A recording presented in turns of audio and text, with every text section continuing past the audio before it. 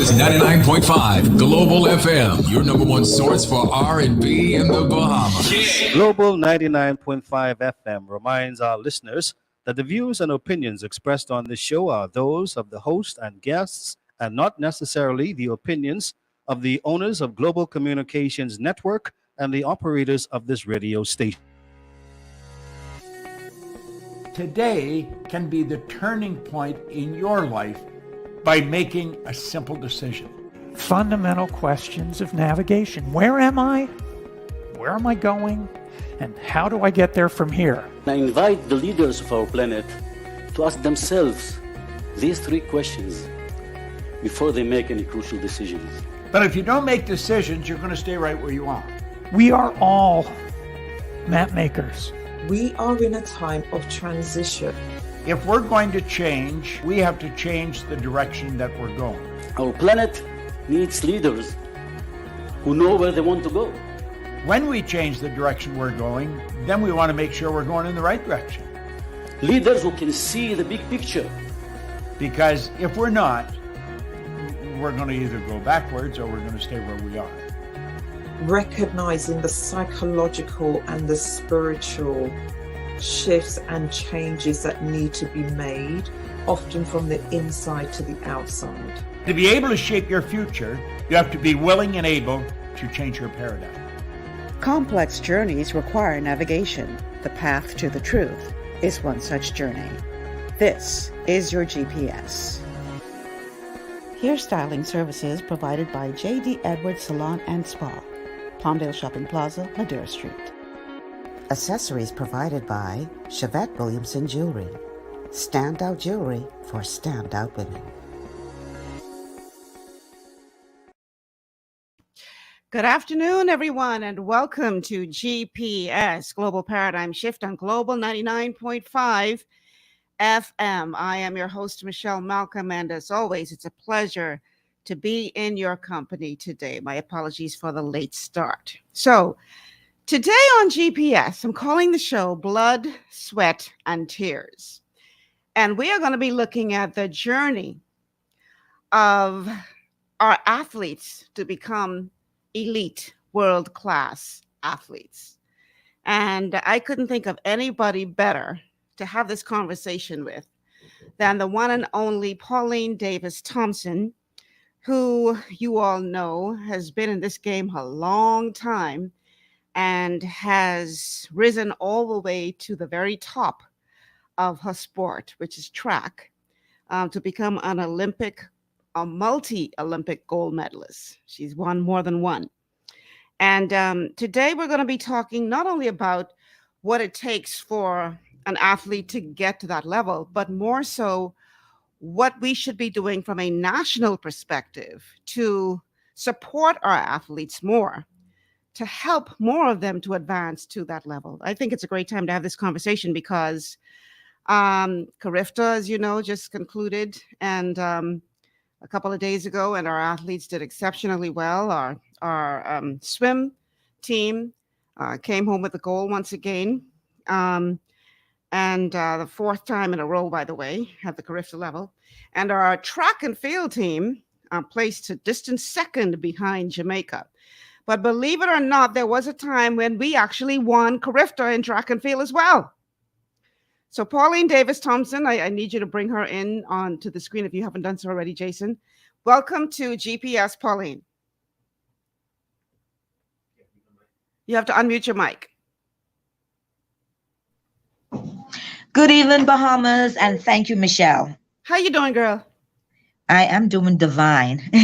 I'm divine. Before we dive into the conversation today, I want to congratulate you because you are an author. Yes. Yes, I am. Book Running Sideways. I'm so proud of you, man. Congratulations. Thank you, Michelle. I really appreciate it. Thank you so much. So I know that training to be a world-class athlete is hard. Is it equally as hard to be an author? Well, let's put it this way. It wasn't easy to write the book. I started trying to write a book a whole decade ago and just couldn't get through doing it. I would start crying. You know, it was very emotional for me. just being able to relive everything was very difficult. And so I had to go get a good friend to help me put that book together. Mr. Jeff Todd, Canadian Jeff Todd, who was a friend of mine. And it popped into my head. I realized, wait a second, I have a friend who's an author. So I just told Jeff, I was like, Jeff, you're going to write my book. He's like, really? I said, yep. He said, okay. So the book tells us the story of Pauline Davis from the very beginning. I'm taking it to all the way up to being a world-class athlete. What take us on the journey of what the book does for us? Well, basically, the book tells of my journey from Baintown to the top of the world. It tells of me growing up in the ghetto, as people often say, the belly of the ghetto, because that's what they think of Baintown, and being able to go all the way to the top of my sport, not just as an athlete, but as an administrator, Michelle. Right. We're going to talk about your ascension in the IAAF as well. I'm glad you pointed out about Baintown, because a lot of people say, oh, that's the bottom. But some really big names have been birthed in Baintown, like a Pauline Davis Thompson, like a Miles Monroe. And so it just goes to show you that it doesn't matter where you start. Where you start really has no bearing on where you can finish this race. Yes, for sure. You definitely, you're so right, Michelle. It's not where you start in life, it's how you finish, eh? Yeah, the race you run. Yeah. You make. All right. Well, speaking of races run, I was doing a lot of digging to find a couple of clips to play on this show. And so I just typed in YouTube, Pauline Davis Thompson. And I found a whole bunch of stuff there. Like going deep in the vault to pull out some of these videos. But my absolute favorite was the moment that the Golden Girls won the 4x1 Olympics gold medal in Sydney, Australia, 22 years. I can't even imagine that was that long ago. 22 years. I remember it, and I'm sure you do, like it was yesterday. Yes, and so does most Bahamian. Majority of Bahamians remember it the same way too. Because let me tell you, I don't know what the time difference is between us and Australia, but when you guys ran that race, it was like 3-4 o'clock in the morning here at home. And I remember very distinctly that I was at ZNS at the time, and ZNS wasn't showing the Olympics live at 3 o'clock in the morning. So they would record what took place and then play it later on in the day when Bahamians are up. And I remember it was the late Phil Smith who convinced the then general manager. I think our general manager at the time was Mr. Lightbourne, Edwin Lightbourne. And I remember Phil Smith said to him, Mr. Lightbourne, we need to show this race live because these girls going to win this gold. And the nation need to be able to see this live.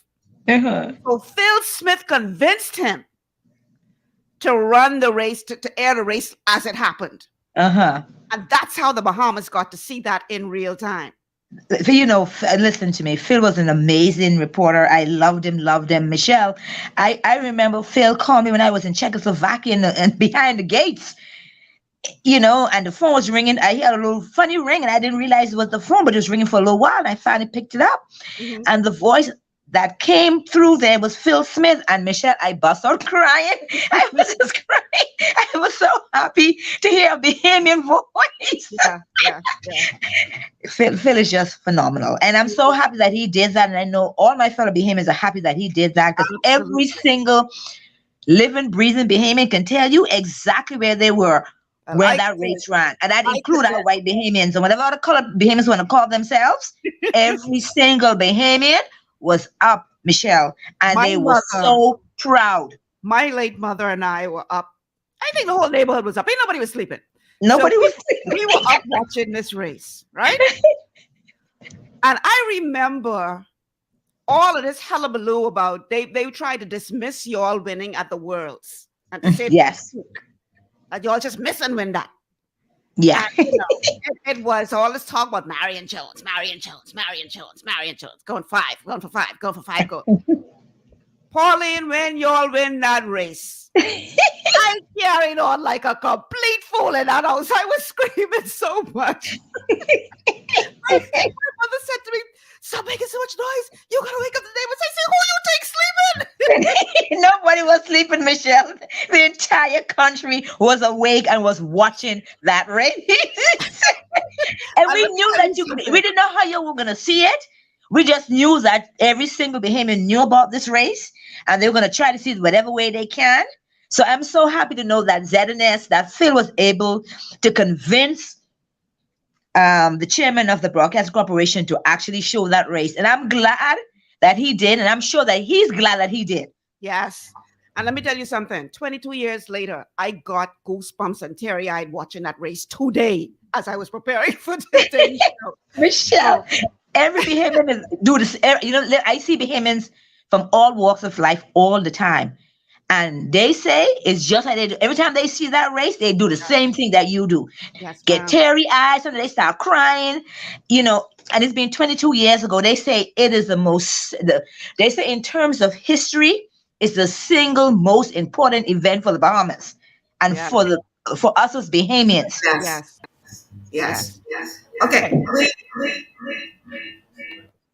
That's a call for the show already?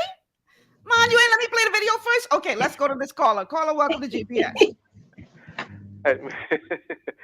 Hi, Michelle. How you doing? I just can't catch myself laughing with you, Pauline. This is JT calling in. Hey, JT. Golden girl. Hey, JT. How are you, darling? I'm blessed. Thank God for life. Amen to that. Michelle, could you please play that clip for us today that you were talking about? Well, I was about to play it when you called. Well, I don't mind hanging up and calling back. I will do just that. Thank you so much. All right, here, ladies and gentlemen, for y'all young'uns who was around 22 years ago, just in case y'all ain't done see this, I know what rock you would be living under for not to have seen this. But this was the 4x1 relay at the Sydney Olympics in Australia in the year 2000. And again, the backdrop that, mind you, we had 4 women make the finals in the 100 at that Olympics. So if that didn't tell them we was going to go in the 4x1, I don't know what else would have. But America was putting all of their eggs in a basket called Marion Jones because she was, you know, the savior from heaven as far as they were concerned. And so as far as they were concerned, nobody could have beat America in this 4x1. And she was going for her 5 gold medals in this Olympic Games. Well, the Bahamians had something else to say with regard to that. And this is how that race went down. Let's roll clip number 1. With the Bahamas in lane 5 and the U.S. in lane 6. Tom, you mentioned that all the women from the Bahamian team have gone to American schools, and I think that's going to play a big advantage to them because they're used to running against Christy Gaines, Marion Jones. Some of these other women from other countries have never had an opportunity to run against them on a weekly basis. And also think about the edge that the Bahamas may have being on the inside of the United States. They can see everything the USA is doing. Marion Jones will run the anchor against Debbie Ferguson of the Bahamas. Meanwhile, Christy Gaines, the only carryover from the team that won gold in Atlanta.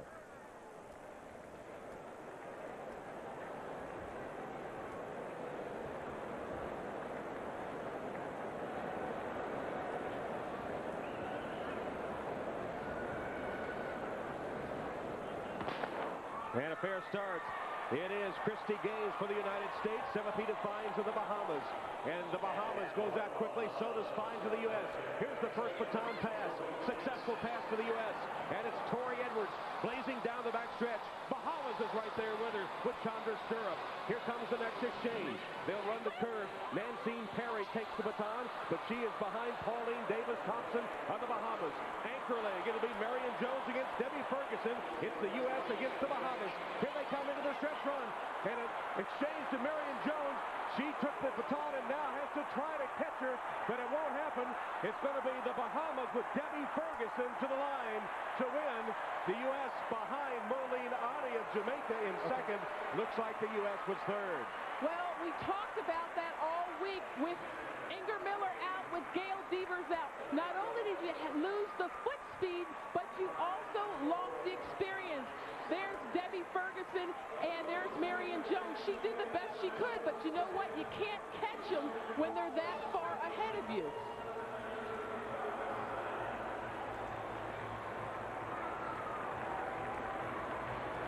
Let's check the exchanges. And I think that is also a major league key in this relay. Right here, this pass was very safe, but it was okay. That was Christy Gaines giving it to Tori Edwards. Now, Tori Edwards ran a great leg to hold off Chandra Stirrup, but right here, again, this is where a problem became. Tori Edwards is not catching Nancy Perry. Nancy had to turn around right there. That gap opened up probably 2 to 3 meters in a split second, and that left it to Pauline Davis, silver medalist, at 200 meters to run that turn. And then Nancy Perry, as she's bringing the stick into Marion Jones, she readjusted the stick before. You couldn't see it there, but right now the gap is too big. And look at Nancy Perry running up on Marion Jones. Jones savvy enough not to turn around to try to keep her forward motion going, but the gap was just too big, and she is able to pass Christine Aron of France, but not enough firepower to catch the Bahamas. All of that experience counting for them. Here they turn for home. It appeared that Nancy Perry finally just grabbed the arm of Marion Jones to put the baton into it. Meanwhile, Debbie Ferguson was gone. Merlene Ottey tracking her for Jamaica. Ottey wins the silver, her 8th Olympic medal, the most ever for a woman, while Marion Jones can only claim the bronze for the United States. So Marion Jones has 2 golds and 2 bronze, with the 4x4 still to come. So the U.S. hold on the 4x100 is broken. The Bahamas wins 41.95, Jamaica second, and the U.S. third. Yeah, that's how we do it.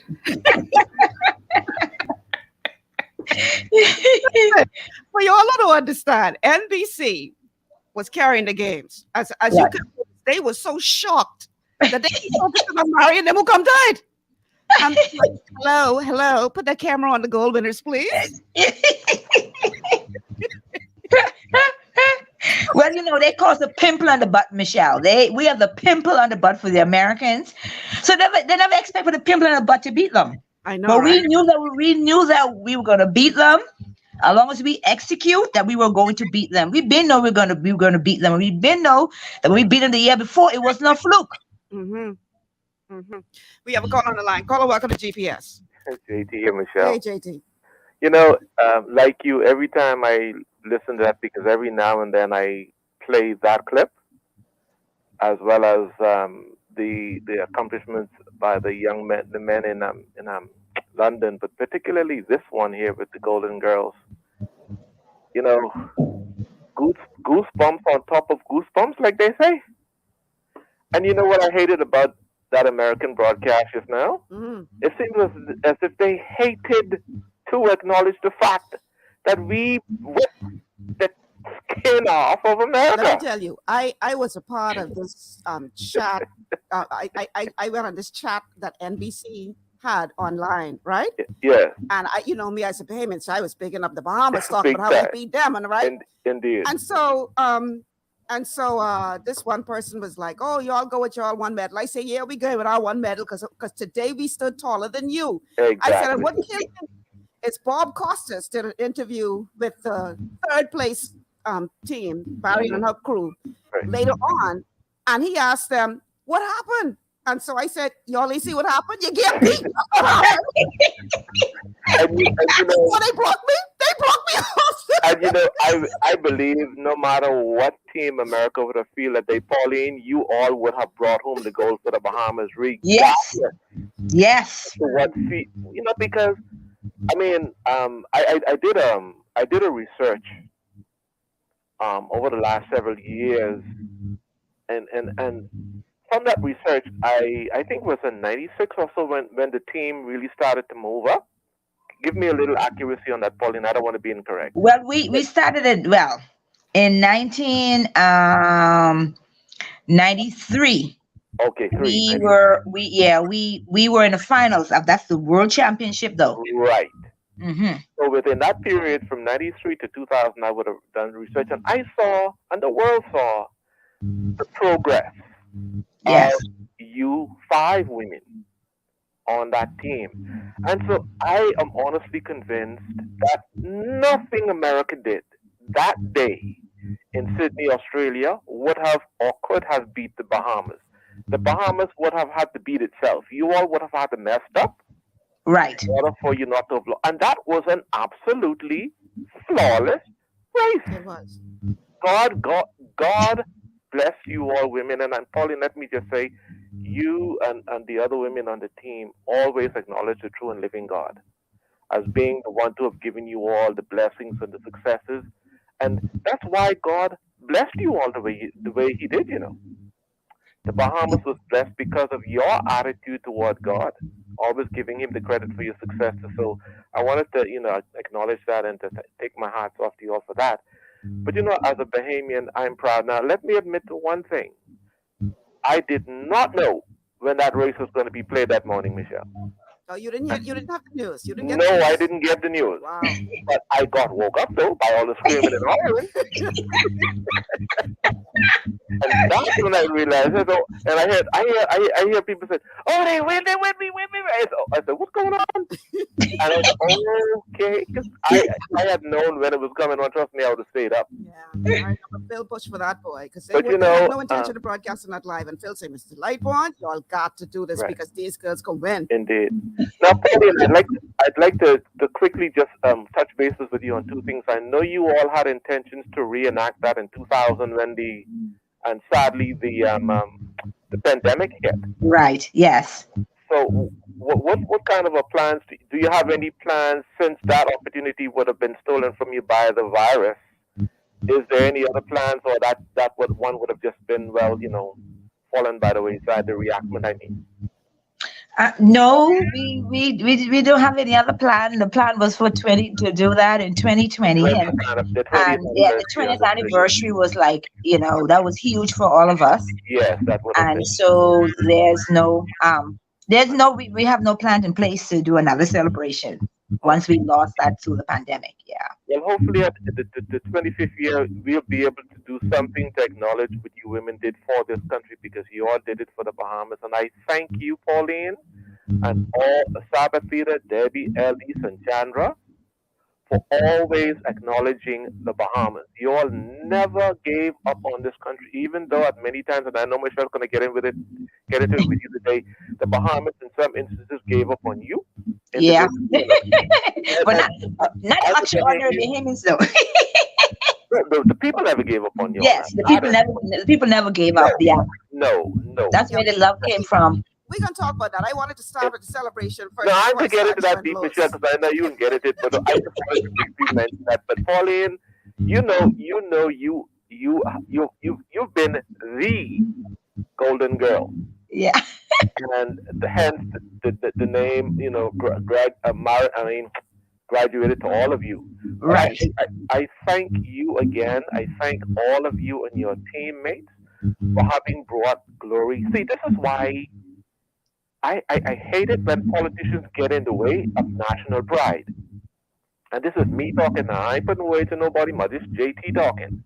When you all did what you all did, by the grace of God, for the Bahamas in Sydney in 2000, the public relation mileage that this country got, the Ministry of Tourism to this very day can't pay for that. But yet, and I'll let Michelle fill in the blanks on that one when she brings that up. But I just wanted to say in closing, I know you wrote your book, like Michelle just made reference to, but Pauline, that I'm blind, so unfortunately I can't read the print. Do you have it in audio format? Because Pauline, that is one book. Jerome, Thompson, JT would love to have a copy of that I can be able to read. Well, right now they only have it in the hard copy as well as the what do you want, the one that you could read online? Kindle. Yes, that's so far. That's what they have it on. Those two. Okay, I mean that is an audio format. That's on Kindle, because I've really never been on Kindle, so I don't know how it works. I don't know if Kindle has an audio format. I'm not. Oh sure. wow. Yeah, I don't think it's an audio format. Well, hopefully in the near future, Pauline, you may want to consider that, because I'm sure there will probably be a lot of people would want to listen to it. Mm-hmm. But for those of us who are blind and we cannot read print, okay, it would really be of a great benefit. Pauline, that's a treasure, my dear. You are a treasure. Thank you. I appreciate that, JT. Thanks for the love. See, it's extraordinary humans like you that propel us to greatness, and especially me, made me feel really, really special when I went through all the different depressions and all the stuff. It was your love and your support that sustained me over all these many years, and I so appreciate you. And let me tell you why that was as I close, Pauline. Every time we heard you on TV, you were acknowledging the Bahamas and thanking your fellow Bahamians. You made us fall in love with you. Oh, I love you guys more. That's my point right there. You loved home so much that we felt it. Every time you talk, I could say for me, I was like, wow, what a beautiful Bahamian. Because you always gave us that love, and it brought back to you because you gave it up. So we couldn't help but fall in love with you, Pauline. Oh, thank you. Loving you back too, baby. Loving you back. That's the way it goes. You give it and it comes back to you, eh? So thank you for all that you've done for the Bahamas, and God bless you, and may you continue to shine like the gold that you are. God bless you. Thanks for calling. Thank you so much, JT. Thank you, darling. I wanted to start with a celebration because we're having a very serious conversation today about what it takes to get our athletes to the level that you have achieved. That ain't happened by accident. You had to work for that. And there were times when it seemed that from the outside looking in, the system was working against you trying to achieve that goal. We're going to talk about all of that, but we're going to take a quick break. And when we come back on the other side of the break, we're going to continue this conversation with our golden girl, a multi-Olympic gold medalist, Pauline Davis Thompson. We're talking blood, sweat, and tears. What does it take to get our athletes to world-class level? And what more do we as a nation need to be doing to help them get there? We'll be back after these words from our sponsors. Understanding your microbiome, also known as your gut ecosystem, can change everything you thought you knew about nutrition, digestion, immunity, and metabolism. Keeping your gut ecosystem healthy and balanced is essential. Ultimate Microbiome by Longevity was specifically formulated to optimize this ecosystem. It provides the advanced support your gut needs through prebiotic, probiotic, and postbiotic supplementation. Our unique blend of probiotics includes Lactobacillus and Plantarum, healthy bacteria that can help prevent harmful bacteria from taking over your gut. Increasing your gut's population of beneficial bacteria creates a more balanced gut microbiome, which has been shown to aid in weight loss, skin health, sleep, mood, and may even help with seasonal allergies. Ultimate Microbiome also promotes the production of postbiotics. Postbiotics are key to help regulate your gastrointestinal health. To enhance digestion, Digizyme Multi-Enzyme Complex, a blend of 5 specific enzymes, has been added to Ultimate Microbiome. It can help break down food so your body can better absorb nutrients. Plus, we've added our proprietary I-26 hyperimmune egg powder to aid in the elimination of disease-causing gut bacteria and help your body balance its immune response. Ultimate Microbiome, the scientific, proprietary, and holistic approach to gut health that helps optimize your body's entire gut ecosystem. To learn more, contact your Longevity associate.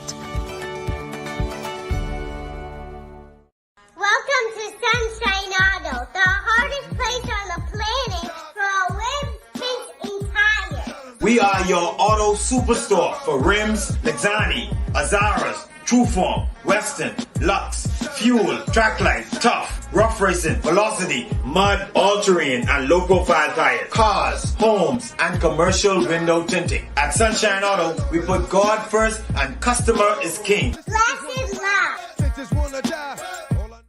To stay healthy, it's crucial to make sure you get the nutrition you need every day. But it's difficult to get all your recommended vitamins and minerals from food alone. Even in the United States, 94% of people are deficient in at least one nutrient. Beyond Tangy Tangerine 2.0 by Longevity is a simple, convenient, and affordable way to help your body get the essential nutrients it needs. It's an advanced plant-driven multivitamin mineral complex that contains certified organic whole foods, trace minerals, and antioxidants. VTT 2.0 supports your body's natural defense system with a proprietary blend of energy-boosting and body-loving nutrients, plus prebiotics, probiotics, amino acids, and enzymes that support digestion. With an unusually high ORAC score of 8,000, you get even more antioxidants to help combat free radicals that can cause damage to your cells. But to get the most benefit and value from any Understanding your microbiome, also known as your gut ecosystem, can change everything you thought you knew about nutrition, digestion, immunity, and metabolism. Welcome back to GPS. We're talking today with Pauline Davis Thompson, who is a world-class athlete, Golden Girl, Olympic gold medalist a couple times over. And we're talking today blood, sweat, and tears, what it takes to get our athletes to that level. Now, Pauline has been running for a long time, y'all. She didn't start as an Olympian. I found some races with her way back. The one I was looking for, I didn't find. I was looking for some video with her from the Carifta Games because she's actually the Austin Seeley Award recipient, which means that she was the most outstanding athlete of those particular Carifta Games. And I was looking for that video, but I didn't find it in time for today's show. But I did find something else. And this one is from her collegiate days when she was the person who set the record for the NCAA indoor 200-meter race. Check this out. Now there are two sections of the women's 200 meters, and the faster qualifiers will be in lanes for the second heat. Angela Williams will be in lane 2. Mary Anyali from Texas Southern, Nigerian runner, will start in lane 3. From Alabama will be Pauline Davis, in lane 4. And in lane 5, Carlette Guidry, who has already won one championship tonight. Carlette qualified at 23.39 seconds, and the starter has control of the field.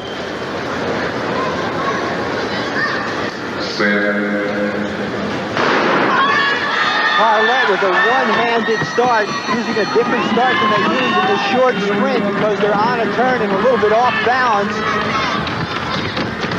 What a close race as they head into the backstretch. It's all going to happen in this last turn.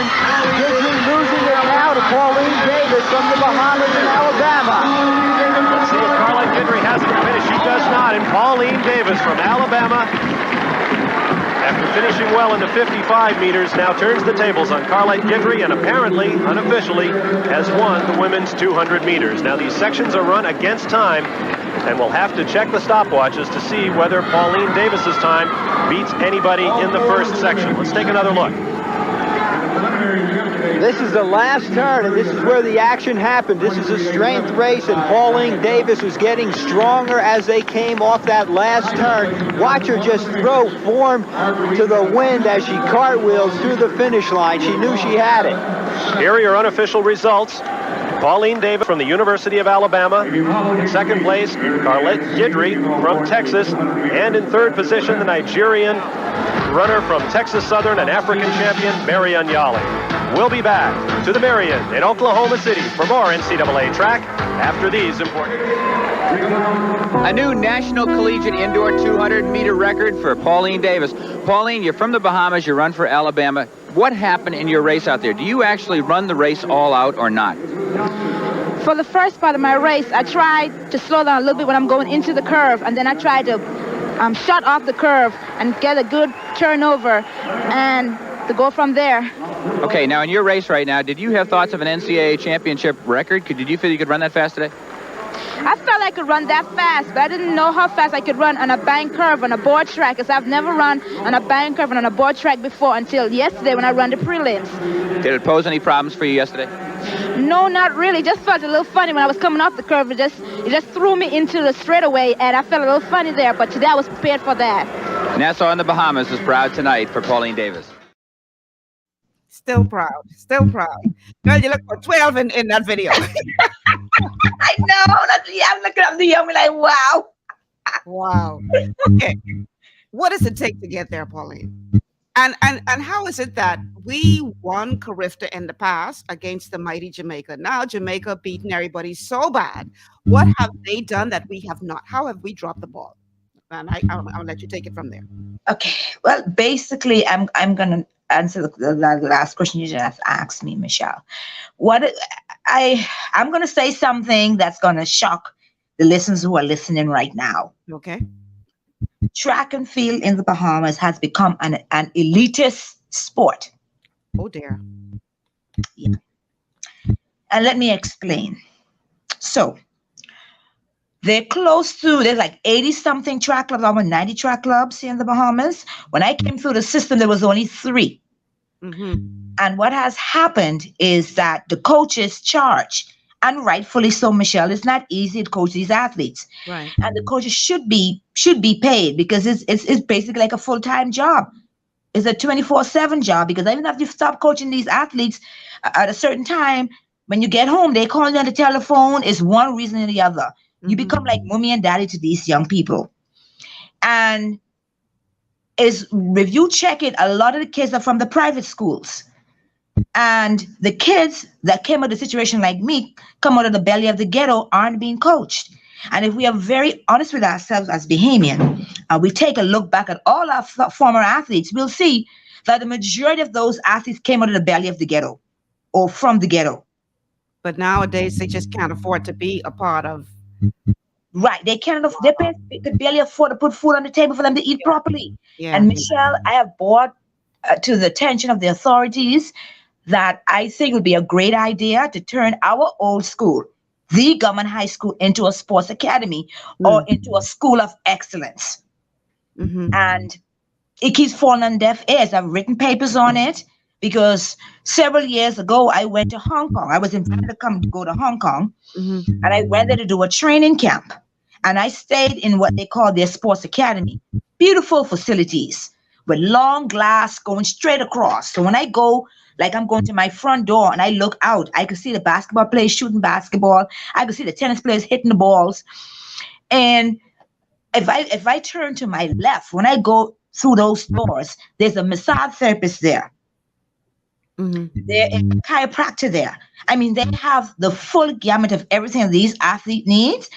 If I go right, there's someone there who are checking the athlete's blood to see if they're too exhausted, or can they train later on in the afternoon. I mean, everything is like a science there. And I was just amazed. And when I go into their cafeteria, I see nothing but a bunch of fresh fruits, vegetables, a lot of healthy stuff. And I was just so amazed. Like, oh, wow. I couldn't wait to get back to the Bahamas, Michelle, to tell the authorities, okay, this is what Hong Kong is doing.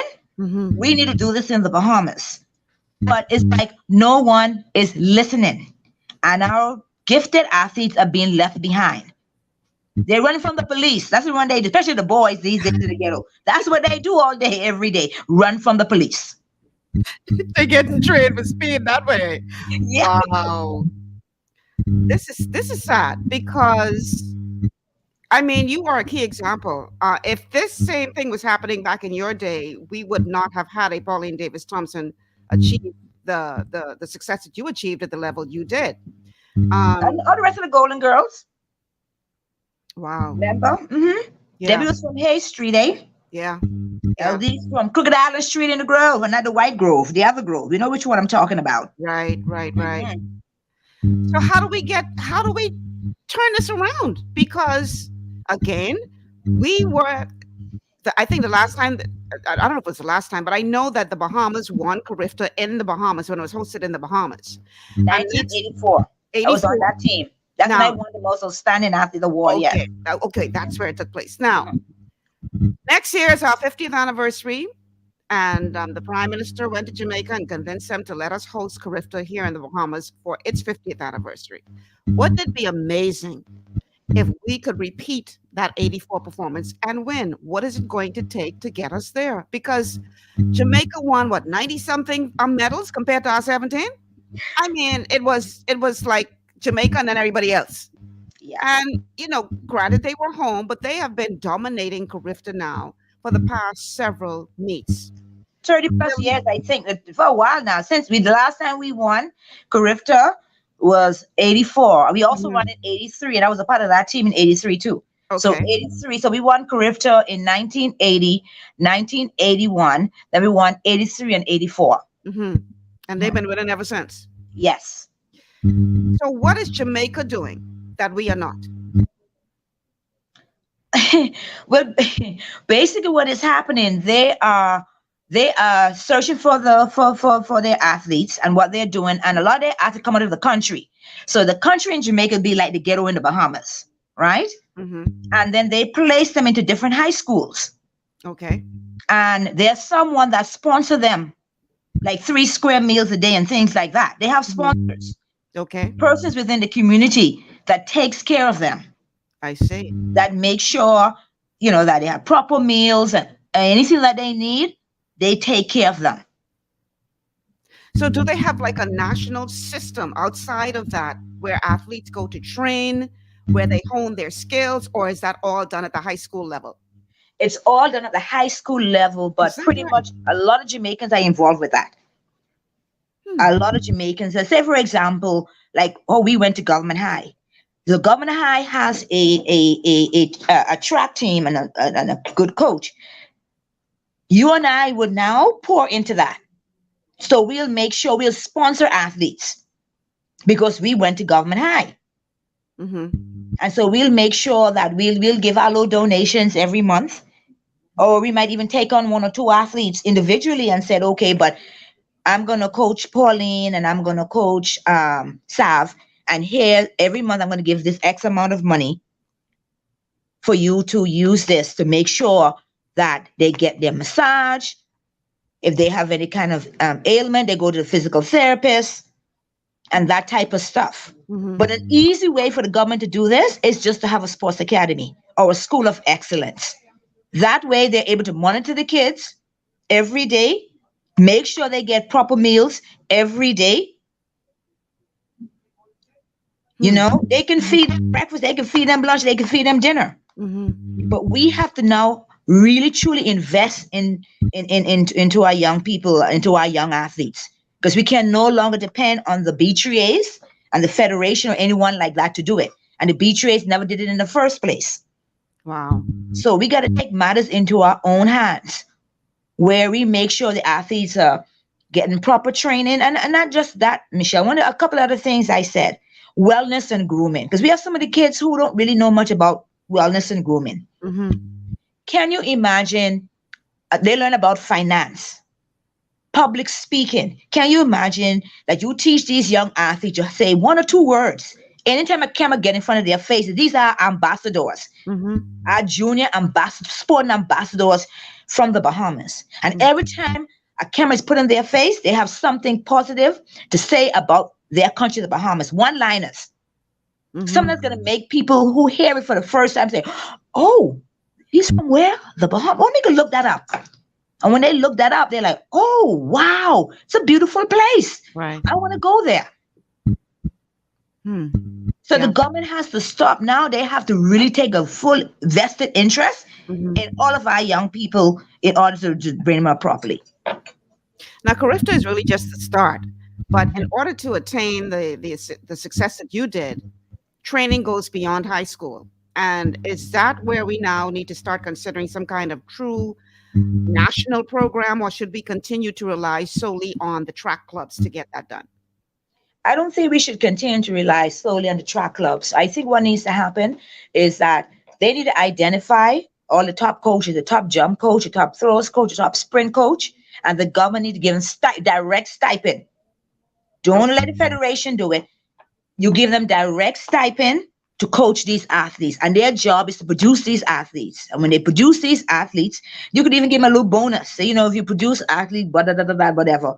Okay, we give an extra $200, extra $500 on top of what we're giving you now. You give them incentive so that they're able to really produce these athletes at a very high level on behalf of our country, the Bahamas. But for too long, we've kind of, I don't really want to use the word set on the side, because, they do have a subvention for the elite athletes, but you got to go back to the bottom of the barrel and you got to put incentive there to develop the athletes.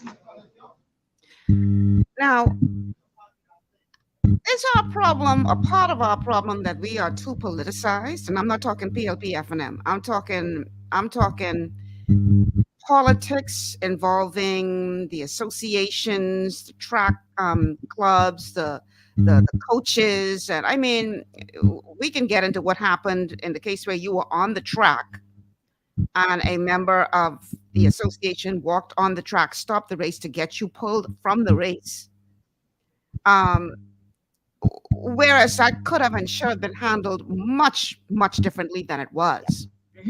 So it's a part of our problem that we are just a very petty people, and we allow petty politics to get in the way and to stop us from achieving the level of excellence that we could be achieving if it weren't for that.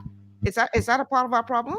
Yes, that is a very big part of our problem, Michelle. And that particular race you mentioned about me, it was in Puerto Rico. And Michelle, this was the first time in the history of the sports of track and field that 3 Caribbean women was going up against each other for #1 ranking in the world.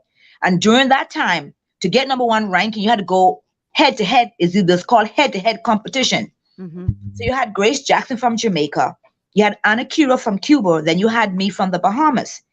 And it was the first time that the Bahamas ever produced an athlete of my caliber to be able to even do something like this in the first place. I had just come off of my NCAA win at University of Alabama. I had the fastest time in the world. I was in incredible shape. And for that official to come onto the track and remove my blocks and go in the opposite direction, and the official was saying to the Bahamas, do not do this here. Don't do this now. This is the first time in history for our area, the NACAC area, for something like this to be happening. Please handle this when you go home, but do not remove her from the race. I wasn't aware what was going on exactly, but I was told later on this is what the officials said to the Bahamian officials. But they were so full with hatred that they just didn't want me to compete. They wanted me off of that track by all means necessary. And they didn't care that it was humiliating me. They didn't care that it was humiliating me for the 60,000 people. I understand the comment was made when they said, well, why don't you deal with this after the race? The person said, because she might win. Yes. That's yes. a Bahamian. A Bahamian said that. Yes. Yes. And guess what, Michelle? I was going to win that race. See, people don't understand. When you put on the Bahamas colors, when you put on them black, gold, and aquamarine, because those are the only colors that the world recognizes you by, not those other colors that we run around and celebrate all the time. The Bahamas colors is what the world recognizes you by. And when you put on the Bahamas colors, you represent your country, and you far away, and you recognize this bigger than you. This is not just about you, but this is about your country and showcasing your country to the world. You become like a superhuman being. And because I know, they call our country the pimple on the butt, I was ready to go up against the Jamaicans. I was ready to go up against Cuba. And I knew in my heart and in my soul that I prepared myself mentally and physically for that race, because I knew what it meant if I came across that line first. That I not only would I lift up my country, but I would lift up all the other young athletes coming behind me to show them that you can do this too, that this is possible. Wow. Very, very discouraging. Very, wow. I really hope we get to the place in this country, because unfortunately that doesn't really happen in athletics, but we allow petty politics to hold us back in so many different arenas. And I shudder to think how much further we could be had it not been for all of the instances. That one was glaring. That one was played out in front of the entire world. But we have a lot of that kind of stuff going on behind the scenes that is taking the attention away from the athlete and putting it more so on the petty politics. There's a lot of stuff that's going on behind the scenes that the public is not seeing. That one just happened to play out in front of everybody. You know, the entire world. It's so unfortunate. So unfortunate. Now, I know you have told me a story on when we were doing a show in another place. You were talking about, it was either you or Neville Wisdom. I think Neville Wisdom might have told a story about how you were a young athlete going off to a meet, and your chaperone left you in a city to go on to the meet without you, and left you to fend for yourself how to get to the particular place where that race was happening. I think it was Neville Bassoon told me about this. He said that, I think it was him. He said you called him saying, "How am I going to get to the race?" And he was like, "What? What are you talking about?" Tell us about that story. Listen, I've had this, Michelle. I could tell you stories of stories. It was some that I've not even put inside of that book that I've written. This is what I think happened, because I was the first woman and the first to really go onto the circuit for the country, male or female, right? It was terrible the way that I was handled. And the fact of the matter was, I was a child, right? I was under 18 years of age. So I was a minor, but I wasn't competing like a minor. Mm-hmm. My times was like, as if I was an adult. I was running adult times, but I was still a child. And so when you have to be chaperoned as a child. Mm-hmm. And you can't really do much of anything without your chaperone being with you. I am not quite sure exactly what happened in that instance. I don't feel that it was like that in this particular instance. I don't feel like it was really deliberate. I just think that both of us were naive to exactly what was supposed to take place, because the instructions was not given properly. Wow. Okay, I accept that one. My thing is that's why I have to put it, because if you chaperoning somebody, the athlete is the star. My job as a chaperone is to make sure that you get to the games safely. So how I could proceed to the games and leave you behind, to me that don't make sense. But I accept your explanation. I accept that. Yeah, okay. We're going to take a quick break. On the other side of the break, we're going to continue our conversation with elite athlete Pauline Davis Thompson, who has written a book called Running Sideways. And I haven't had a chance to get my copies yet, but I've heard it's a really, really good read. And we're talking about what it takes to get our athletes to the place where they can become world champs. Because guess what? We have been proving to the world that we may be small but be powerful. But what did it take for those athletes to get there? Are they getting there because of the Bahamas or in spite of the Bahamas? We can talk about that after the break. Stay with us. Understanding your microbiome, also known as your gut ecosystem, can change everything you thought you knew about nutrition, digestion, immunity, and metabolism. Keeping your gut ecosystem healthy and balanced is essential.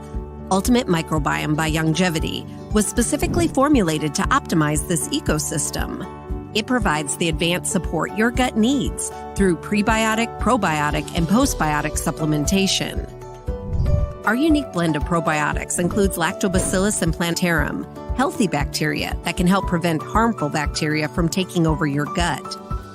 Increasing your gut's population of beneficial bacteria creates a more balanced gut microbiome, which has been shown to aid in weight loss, skin health, sleep, mood, and may even help with seasonal allergies.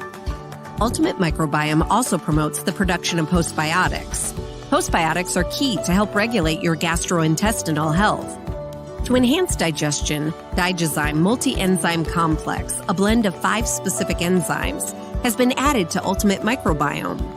It can help break down food so your body can better absorb nutrients.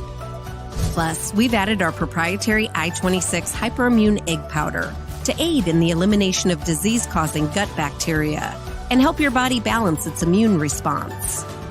Ultimate Microbiome, the scientific, proprietary, and holistic approach to gut health that helps optimize your body's entire gut ecosystem.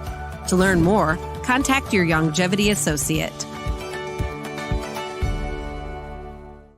Welcome to Sunshine Auto, the hardest place on the planet for a whip, pinch, and tire. We are your Auto Superstore for rims, Lexani, Azaras, Trueform, Western, Lux, Fuel, Trackline, Tough, Rough Racing, Velocity, Mud, All-Terrain, and low-profile tires. Cars, homes, and commercial window tinting. At Sunshine Auto, we put God first and customer is king. To stay healthy, it's crucial to make sure you get the nutrition you need every day. But it's difficult to get all your recommended vitamins and minerals from food alone. Even in the United States, 94% of people are deficient in at least one nutrient. Beyond Tangy Tangerine 2.0 by Longevity is a simple, convenient, and affordable way to help your body get the essential nutrients it needs. It's an advanced plant-driven multivitamin mineral complex that contains certified organic whole foods, trace minerals, and antioxidants. BTT 2.0 supports your body's natural defense system with a proprietary blend of energy-boosting and body-loving nutrients, plus prebiotics, probiotics, amino acids, and enzymes that support digestion. With an unusually high ORAC score of 8,000, you get even more antioxidants to help combat free radicals that can cause damage to your cells. But to get the most benefit and value from any multivitamin, your body must be able to break down the nutrients so you can fully absorb them. Otherwise, they'll just pass through your system without doing any good.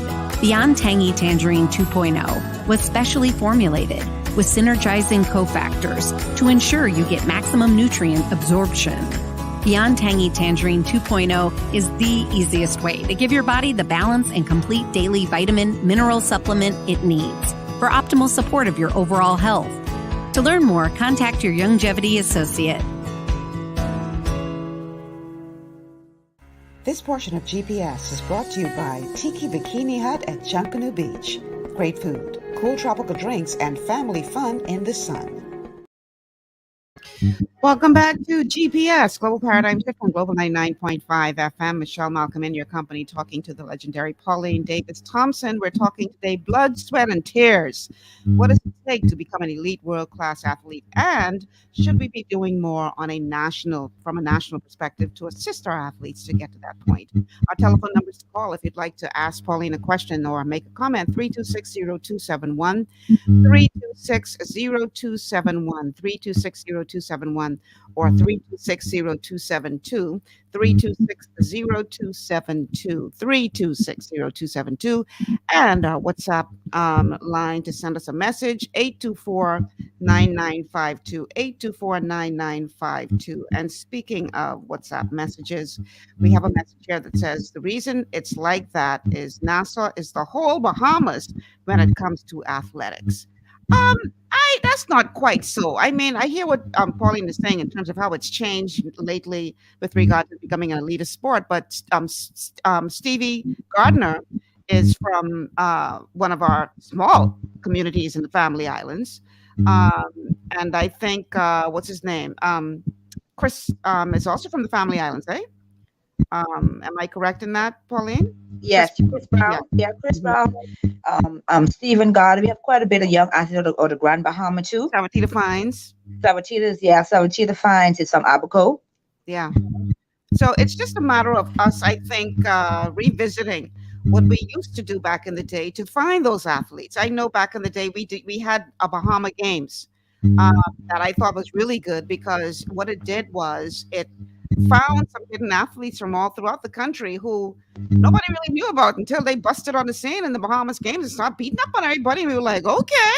And so perhaps it's time for us to, I've been hearing talks about the Bahama Games being reintroduced under this new administration. What are your thoughts on that? I think it's a great thing, and it should focus only on young adults.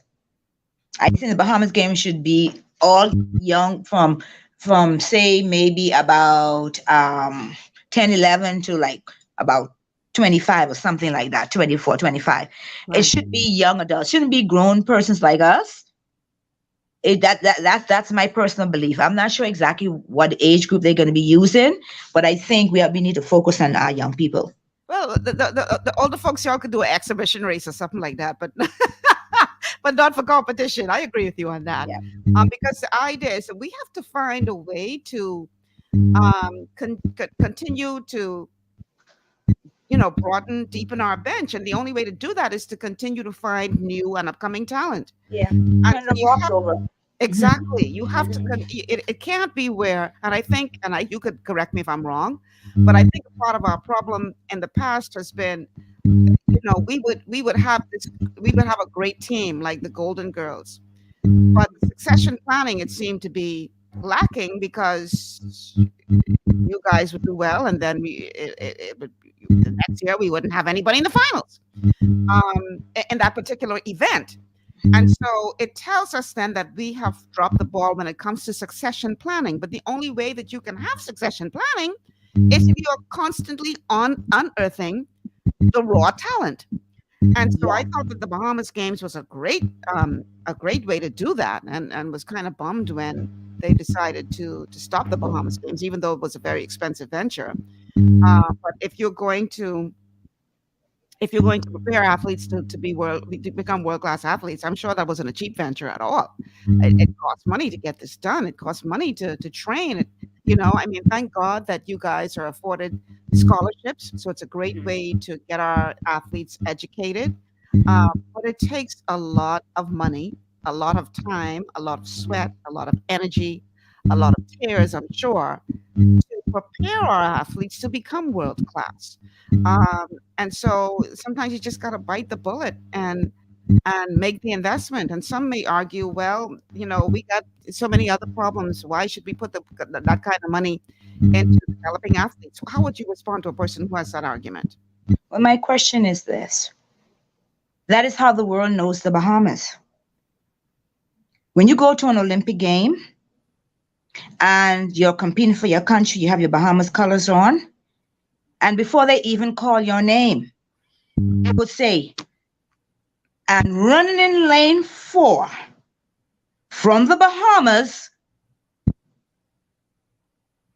Pauline Davis.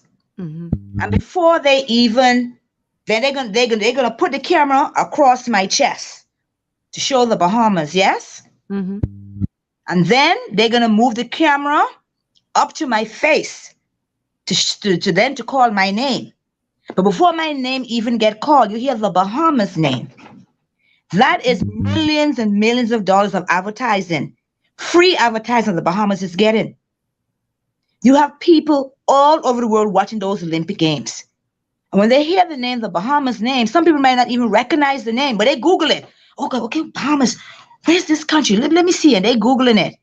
And then the Bahamas pops it like, oh, that's a little small island nation right off the coast of America. Wow. And so they start following me. Let me tell you something that our current Minister of Tourism said to me, Mr. Chester Cooper. And he was at the function they had for Shawnee and Devin Charlton when they came back, when they won the gold and the silver indoors at the World Indoor Championship just went. He said he went to this small island off the Indian Ocean named Mauritius. And he said he was talking, he said, tell them he was from the Bahamas. And I guess this gentleman overheard him. And the gentleman said to him, you are from the Bahamas? He said, yes, I am. He's like, oh, really? Do you know Pauline Davis? He said he just was beside him. He was so shocked. He didn't even really, he was like he was stuttering to answer the man back because he was so shocked that he was so far from the Bahamas and that this man recognized a Bahamian athlete. So that is what you have to say to the Bahamian people. That when they have that advertisement in Olympics, that's millions and millions of dollars. And if your country could get free advertising, why not? Your country get free advertising from your athletes. When your athlete do well, your country do well. And there are persons that get on the plane and come to the Bahamas just because they see the Bahamas name watching the Olympic Games.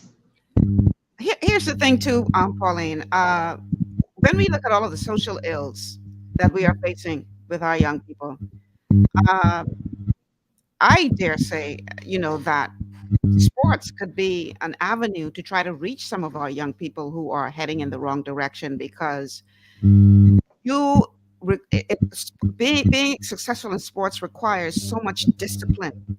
There are so many life lessons that are taught as a result of you participating in sports.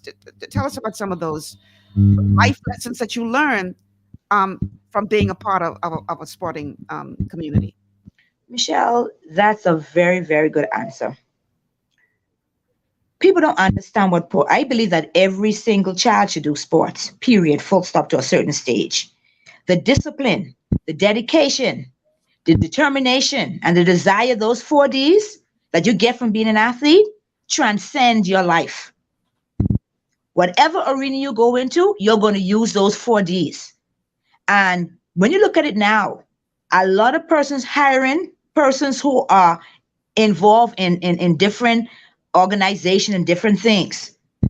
But atop of that list, if you're an athlete, because they know when you come to their organization, you come with a certain level of discipline.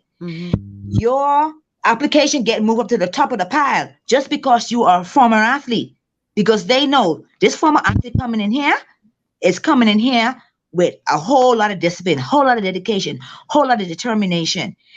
Do you know a lot of our top leaders in this country were former athletes? Some of them don't talk about it. Yeah. And do you know that the majority of Bahamians was educated through sports?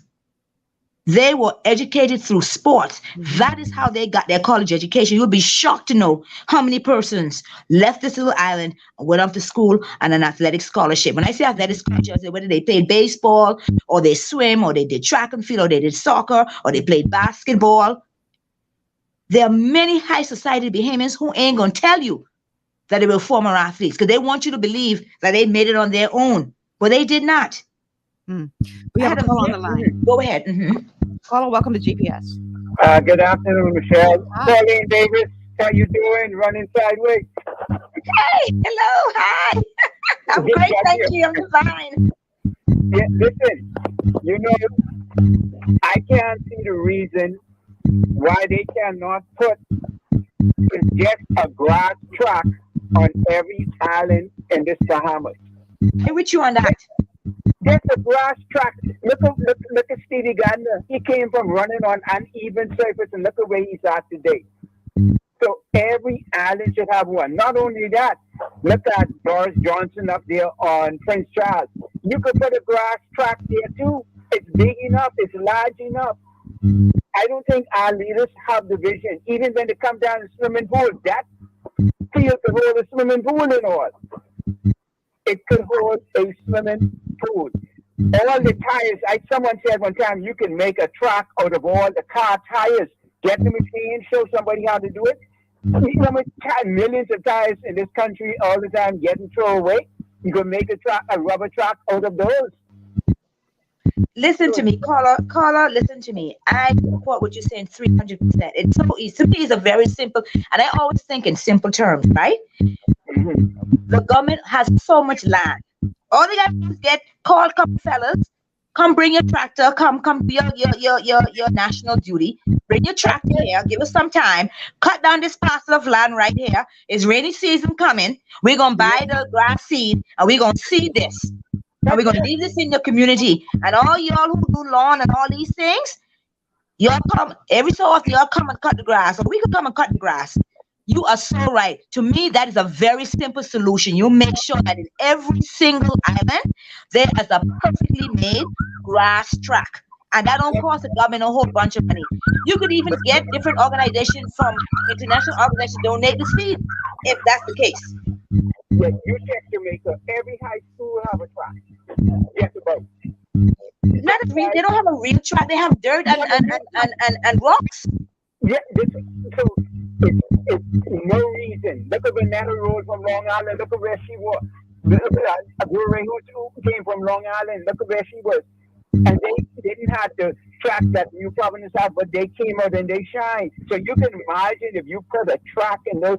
It's so easy to be done. Like you said, get the track. Hey, we need this. And not just for this government or any government who come behind, start thinking ahead. Not only that, Then these big elaborate hotels coming here, you know what you need to tell them? Hey, at the end of every year, we can need $2 million to go towards our sporting organization. But I can say something. Someone said they ask for so much, they can't ask for no more. I'm Mr. Davis. Bye. Yeah, Pauline, you dropsy today. You dropsy today. Thank you so much for calling. I have a WhatsApp message that says, I have a question and comment for the show about sports. May I ask why it seems that the Bahamas government focuses mainly on track and field? We have a lot of athletes under different sports categories that aren't as supported as track and field. I have met a 2-time gold medal pro bodybuilder that doesn't have much support. And as for supporting athletes, I feel like it should be considered an actual profession and treated like any other. The Bahamas does have a love affair with track and field, I must say. I agree with the text to a certain degree, that track and field gets a lot more love than others, but that's not saying that y'all getting all the love that even you deserve. And so the question, the statement really is that across the board, our athletes should be receiving more support, and we should be putting in place a better training facility. You know, when you guys won the golden Olympic medal, the first thing that they threw in our face was, well, you know, they train in the United States. That's the first thing they threw in our face. They train in the United States. So in other words, well, before they blocked me off an NBC site when somebody came with that foolishness, well, they train in the United States. So my response was, so where do American girls train in the Bahamas, eh? Well, you know, but a very, you know, let me say to the texter that track and field didn't always get what it is getting now, and it still needs a lot more. And I agree that we should focus on all sports. But our little pennies, we became the Golden Girls because we made a decision that we were going to do this on behalf of our country. With or without the support. With or without the support. And we didn't have the support. Our country, the Bahamas, didn't know that we were practicing. The B3As, our federation, didn't even know that we were practicing. We made a decision on our own. Let's say, for example, let's use me for example. I host the first practice, and my job was to provide my coach and to provide my home, right? And take care of the girls. Pick them up from they have to buy their own ticket and come into training. And I pick them up and I drop them off, and I provide housing and food and provide my coach. See, that's a lot of Bahamians don't know that. We did that on our own. We made a decision that this is what we want to do on behalf of our country. We wanted to help to bring other athletes on. We knew that we had it within us to win this gold medal. Because I had this in I saw that in my dreams. And we just made it a reality. We stood outside by the mall for hours begging dollar back in the day. Wow. Still didn't get enough money for us to go and compete for the country. I got a buy because World Athletics, which was IWF at the time, gave the Bahamas 4 scholarship. So it was only 4 of us that went to that World Championship. 3 boys, 3 men, I should say, and a girl, which was me.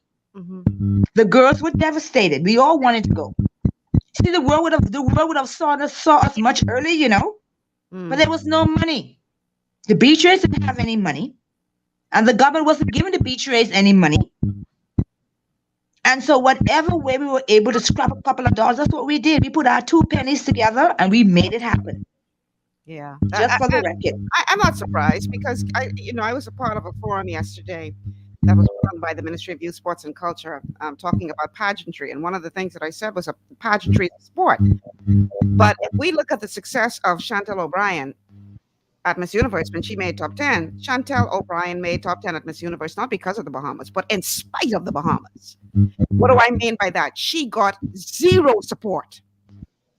And just like how you described just now, that girl had to go out and beg and plead and borrow just to get on that Miss Universe stage. Now, typical Bahamian, you go and do well, then everybody jumping on the bandwagon. Then, oh, Miss Bahamas make top 10 at Miss Universe. How did you get there? Some of y'all who standing beside her celebrating, she approached y'all for support and y'all tell her no. But This is what we do in the Bahamas. So I'm not surprised that you revealed this, because it's unfortunate that this is our reality. You have to go off and do something well, and then all of a sudden the attention is turned your way. And it should not be.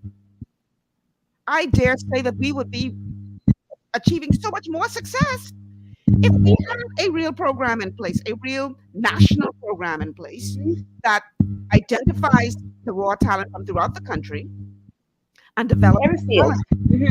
You know what I mean? It shouldn't be where you guys have to decide, okay, we can do this and we can practice and we can come up with everything ourselves. And then after you win this goal, oh, our golden girls, we celebrate you. How you get there? How about helping them get there?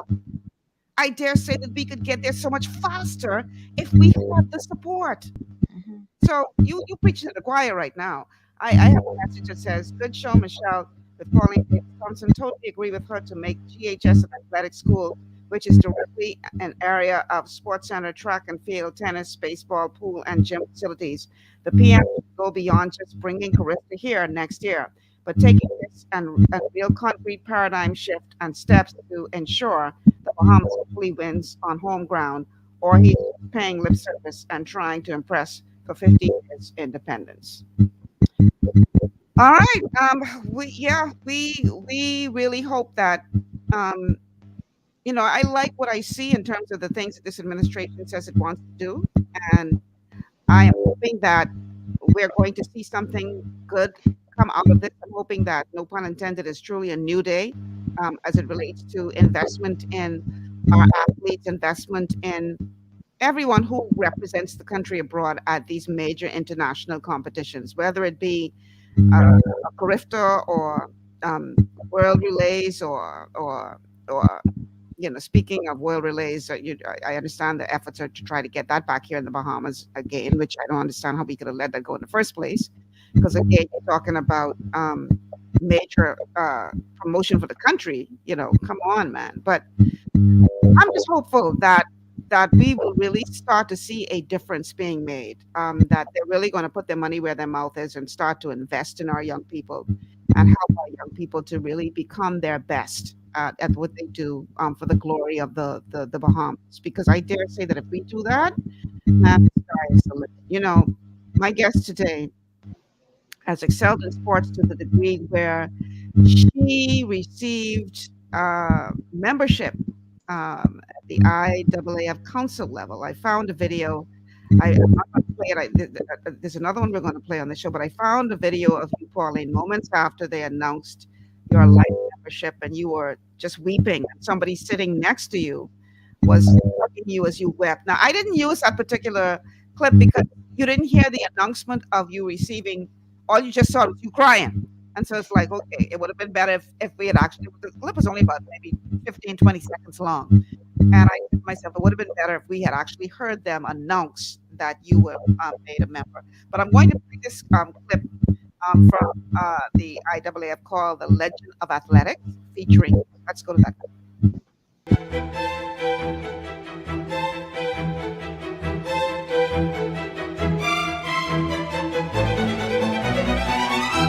When I won my individual medal, that was a great feeling, because a little girl, as they would say in the Bahamas, that comes from the wrong side of the tracks.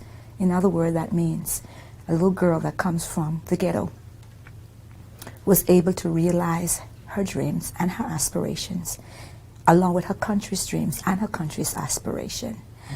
Now, when I look at me being an IAAF council member, I constantly have to constantly pinch myself, because it also shows that our sport don't just talk the talk, we do the walk.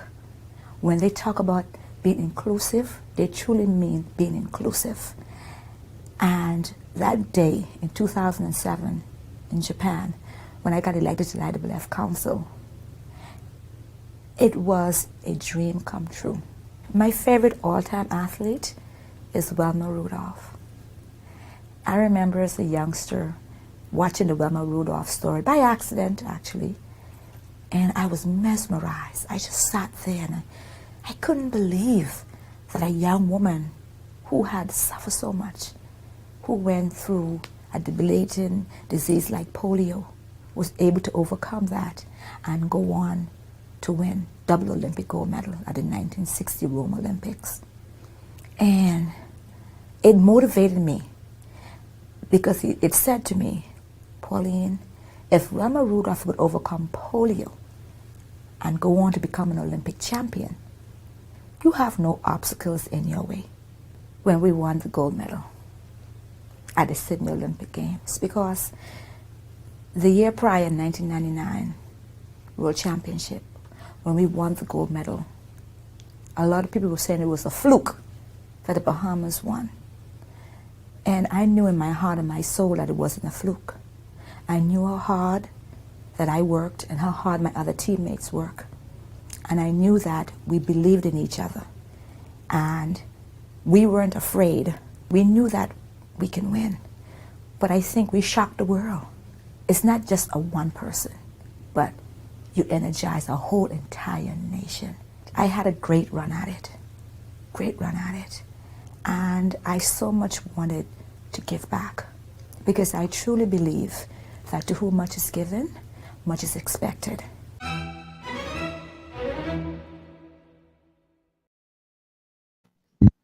Fabulous there. So, Pauline, how do you hope to be an inspiration to the young athletes coming up now? Who you were inspired by Wilma Rudolph. Somebody else is watching Pauline Davis. How do you want them to now be inspired by you to know that they too can reach the highest heights in sports? So I stay in touch with pretty much most of the majority of the athletes. And one of my favorite Bahamian athletes actually is Antonique Strong. And I think the reason for that is because she's a lot like me. She loves her country, the Bahamas. She loves the young people. Every time she gets back to the Bahamas, she tries to have conversation with them. She tries to encourage them. She tries to support them. And like me, Antonique seemed to have a lot of injuries and obstacles that are being placed in her way. But she is managing it, and she's pushing through it. Like me, she was a top junior athlete. As a matter of fact, she came out of high school number one ranked junior athlete in the world, and I did the same thing. And Antonique often said that everyone calls her Pauline, even her own teammates. They would say, Pauline, so and so and so. And she said, yes, how can I help you? What do you want? And so I try to encourage people like her. I had a track club that I coached athletes, and what I did was I remember Divine Parker, who ran as an 11th grader, ran the leadoff leg for the Bahamas 4x1 relay team at the World Relays that was held here in the Bahamas. She was a young student at St. Anne's. I remember one time Divine comes to me and she says, Coach Pauline, I want you to make me faster, because I know you can make me faster. And I looked at Divine and I said, Divine, of course I can. But no, I won't. I'm saving you for the country. I don't want to burn you out. I want you to go to the next level and to represent the country at the highest level, because you're very gifted and very talented. And every chance I get, I stop and I encourage young people. I call several of the elite athletes every other week, and I call Donald Thomas.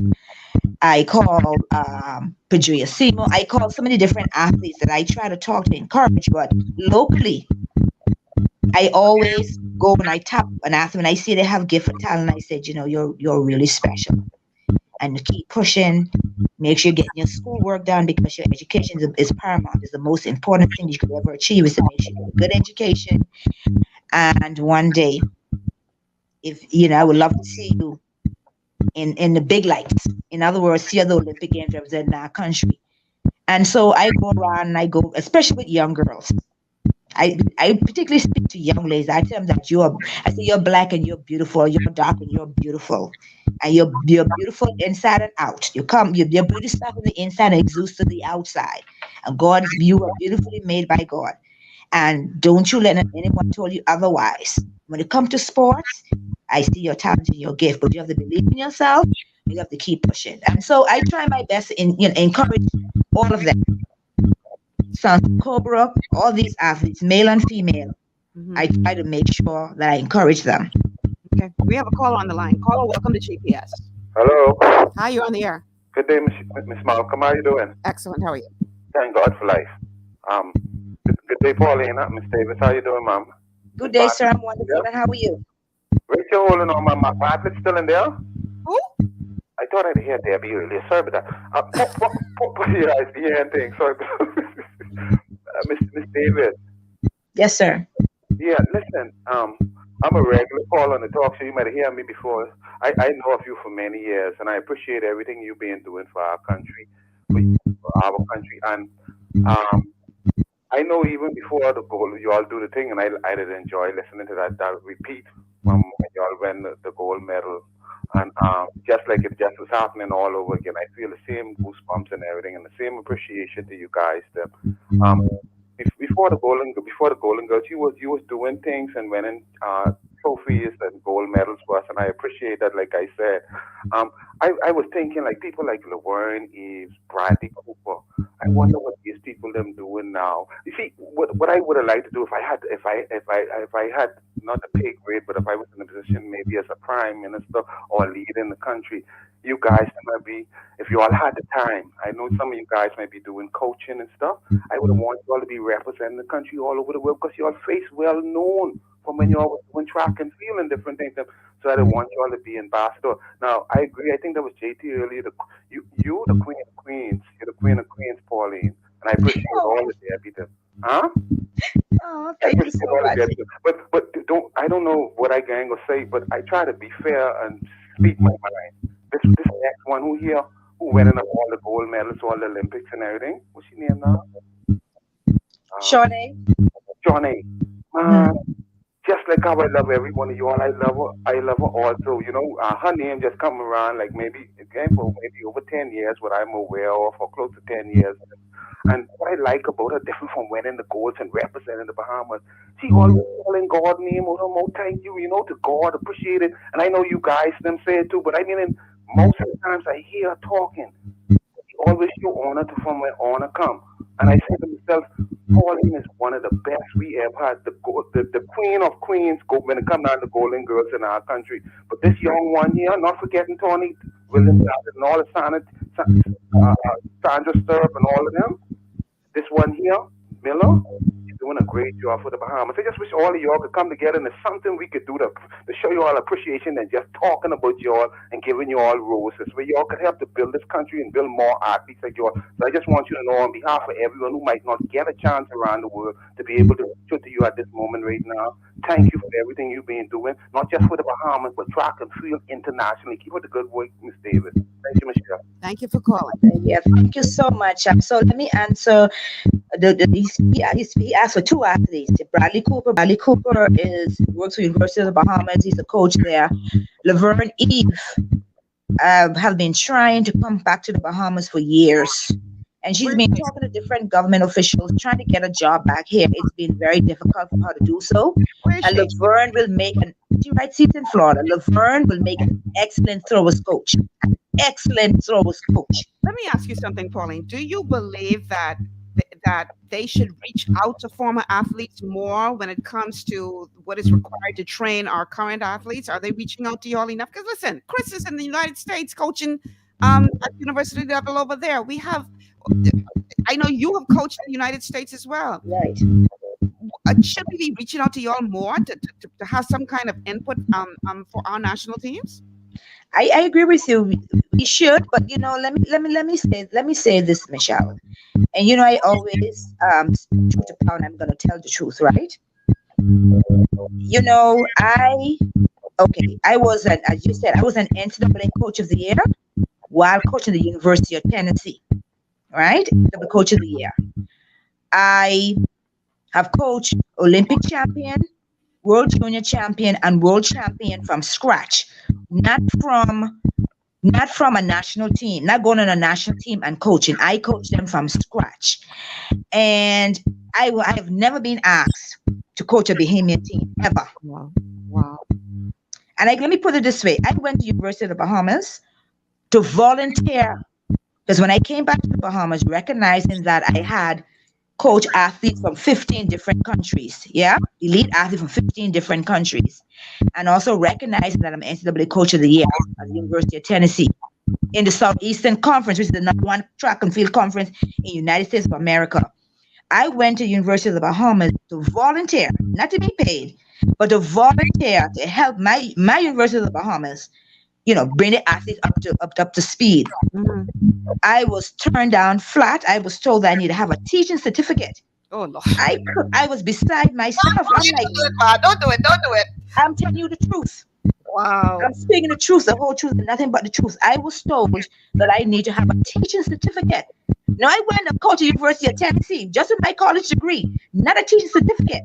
And I'm coming to volunteer, not to be paid, but to volunteer to give my expertise. Because, like I said, I've coached athletes from 15 different countries. And I've coached world champion, world junior champion, Olympic champion. I coach from scratch. Welcome to the Bahamas. We have a call on the line. Caller, welcome to GPS. Michelle, Hey. Malcolm. Uh-huh. Hey, I forget to ask Miss Davis something. Miss Davis, what the man named our old former minister, Neville Wisdom, one of the best ministers of sports ever. He was on one TV station the other night. I don't know if Michelle might have done ask you about it or played it, but she's played a lot of stuff from that news station. And he was mentioning saying the correct thing what we had over there in Jamaica. Say, I think I hear him right. Say you was over there, and it's like we wasn't not using you, but allowing you to work along with those. You're talking about coaching right now, and he was mentioning how valuable you is and how much you could have been doing when you been over there to the Caribbean. The hell did that time and you was more like a spectator? Is there any truth to that? I'll hang up and listen. We still use you all more. Keep up the good work, Michelle. All right, thanks for calling. Well, I was there, and I went on the Ministry of Youth Sports and Culture team. And yes, I was more of a spectator. It appears in our country that when you become very successful, there are persons who don't want you to be involved. And it's the same thing in sports of track and field. Nothing changes. It's the same thing in sport. Because I have accomplished so much, it seemed to be a problem for so many. Even though I'm supposed to be a part of the team. I'm supposed to be a part of Team Bahamas, and there's no I in team. We talked about it earlier. Petty politics, pettiness.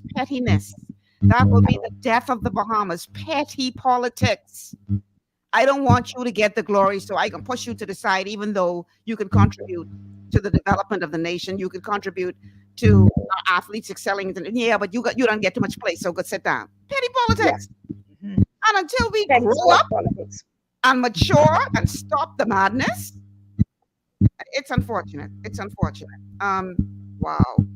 I wanna end this segment with Pauline a little early today because I want to bring Shelley Lewis on at about 1:45 to discuss a very important matter. So I'm going to now give you, Pauline, an opportunity to give us your final thoughts on this whole question of athletics in the Bahamas and what we need to do to, first of all, empathize with those of you who are in it, understand that y'all could bring some things to the table that others may not be able to do so, and what we need to be doing to really excel, to get our athletes to on a wider scale achieve the heights that you have achieved. What are your final thoughts on this?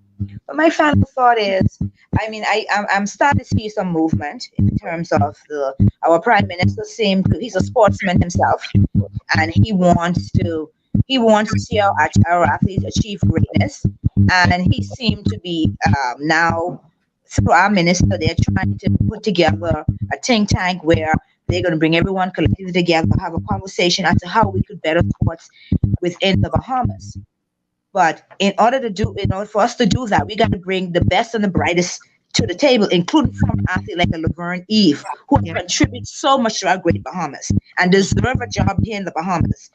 Through the Bahamas government or whoever entity could give that to her so she could come back home like she wants to be. She's a Bahamian first. And like you mentioned earlier about Chris Brown. Chris is another fellow Bahamian who loves the Bahamas. Mm-hmm. And we have to find a way to make sure that we bring our talent back to the country and that we put all hands on deck and that we understand that there's no I in team, and that the government, the beach race, the former athlete, the current athletes, we all have to work collectively together for the greater good of our country, understanding that our country is bigger than all of us put together. Amen to that. Amen to that. Pauline, it's always a pleasure to see you. Thank you so much for agreeing to be a part of the show today. And listen, man, keep pushing, keep pushing. Don't stop, don't stop, don't stop. You are truly an icon in this country. You are a national, what's the word I'm looking for? A national treasure. You and all of the Golden Girls and all of the athletes who have gone on to achieve greatness, to stand on top of a podium, to see the Bahamian flag raised and the national anthem played. You guys, we celebrate you. We appreciate you. In case you don't know it or haven't heard it enough, we love you. And I just want to say thank you so much for being a part of the show today. And just keep going, girl. Just keep going. Thank you so much, my fellow government high school graduate. And we used to say in country town. Yeah, hey, we just used to do it back in the day, at government high school. So those are some and so I'm very proud of you too, Michelle, to see what you're doing with your life, and and what you continue to do, and how you're trying to uplift young people. And I want to say kudos to you too. Thank you, Pauline. And I want to say thank you. I want to say thank you, Bahamas, for your love and your support. It kept me going. I always knew that your love was there. Even if you didn't come and tell it to me, I always knew it. And just know that I did what I did because you loved me. Oh, what a great way to end the show. Thank you, Pauline, so much, so much. And I'll see you when I see you at the farmer's market. Yes, girl. See you. All right. We're going to take a bye-bye. break. When we come back, we have Shelley Lewis in studio with us today. She's going to be bringing, I wanted to do all the fun stuff before, because we can turn into a heavy conversation right now. So Shelley Lewis on the other side of the break. Stay with us. Your body's immune system is under constant pressure from things like stress, lack of exercise, and toxins in the environment. It's crucial to be proactive and support your immune system with the nutrients it needs to function effectively. But it's often hard to get these nutrients from food alone. Introducing fast-acting Zinc Plus Immune Support by Longevity. Unlike zinc-only supplements, Zinc Plus Immune Support builds on the proven power of zinc and adds complementary nutrients to give your immune system extra support. Vitamin D helps balance the effects of zinc, while our proprietary blend of natural fruit and root extracts provides the extra help your immune system needs to work against daily stressors. And we've included Longevity's exclusive plant-derived minerals to give your body the minerals it needs, but can't get from food alone. And because Zinc Plus Immune Support is delivered in a great-tasting, sugar-free, berry-flavored lozenge, it encourages quicker absorption of all these nutrients into your body. Zinc Plus Immune Support. Zinc plus the extra support your body needs to promote a healthy immune system. To learn more, contact your Longevity associate. Welcome to Sunshine Auto, the hardest place on the planet for rims, paints, and tires. We are your auto superstore for rims, Lexani, Azaras, Trueform, Western, Lux, Fuel, Trackline, Tough, Rough Racing, Velocity, Mud, All-Terrain, and low-profile tires. Cars, homes, and commercial window tinting. At Sunshine Auto, we put God first and customer is king. Blasted love. It's gotten harder and harder to get your daily requirement of vital nutrients from food alone. Without additional vitamin and nutrient support, your health and well-being can suffer drastically. That's why Z-Radical was specifically formulated.